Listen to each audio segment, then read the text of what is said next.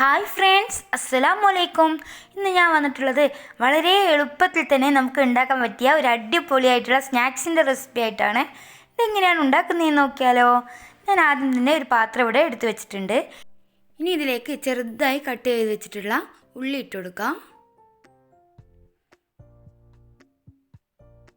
പിന്നെ 3 പച്ചമുളക് ചെറുതാക്കിയിട്ട് കട്ട് ചെയ്തതാണ്, അതുകൂടി ഇതിലോട്ടേക്ക് ഇട്ട് കൊടുക്കുന്നുണ്ട്. ഒരു തണ്ട് കറിവേപ്പില നന്നായിട്ട് ചെറുതായി കട്ട് ചെയ്ത് കൂടി ഇട്ട് കൊടുക്കാം. ഒരു കഷ്ണം ഇഞ്ചി ചതച്ചത് കൂടി ഇട്ട് കൊടുക്കുന്നുണ്ട്.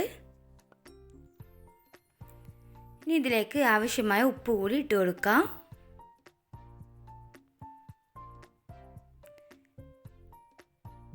ഇനി ഇതിലേക്ക് വേണ്ടത് 1/4 ടീസ്പൂൺ അളവിൽ മഞ്ഞൾപ്പൊടി,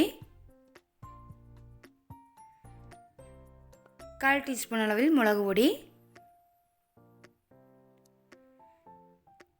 1/4 ടീസ്പൂൺ അളവിൽ കുരുമുളക് പൊടി, കുറച്ച് ഗരം മസാല കൂടി ഇട്ട് കൊടുക്കുന്നുണ്ട്. പിന്നെ ഇതിലോട്ടേക്ക് ഒരു 2 ടേബിൾ സ്പൂൺ അളവിൽ കടലപ്പൊടിയാണ് ഇട്ട് കൊടുക്കുന്നത്. പിന്നെ ഒരു ടേബിൾ സ്പൂൺ അളവിൽ മൈദ കൂടി ഇട്ട് കൊടുക്കുന്നുണ്ട്. ഇനി ഇത് നന്നായിട്ട് തന്നെ കൈവച്ച് നന്നായിട്ട് തന്നെ ഒന്ന് മിക്സ് ചെയ്തെടുക്കാം.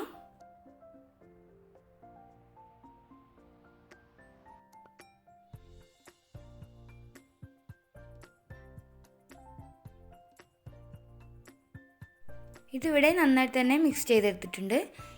ഇനി ഇതിലേക്ക് കുറേശ്ശെ വെള്ളം ഒഴിച്ച് ഒരു മാവിൻ്റെ പരുവത്തിലാക്കിയെടുക്കാം.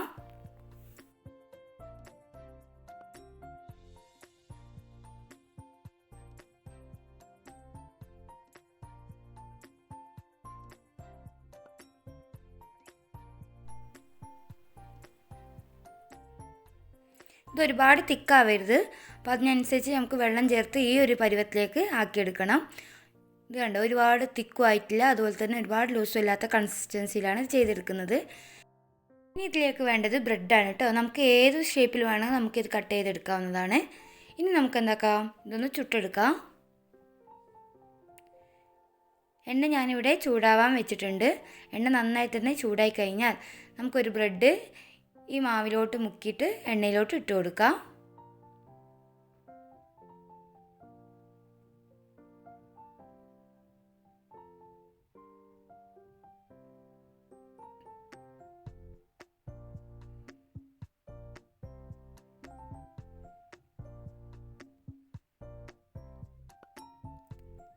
ഇത് തിരിച്ചു മറിച്ചൊക്കെ ഇട്ട് നന്നായിട്ട് തന്നെ ഒന്ന് മുരിഞ്ഞ് വരണം കേട്ടോ.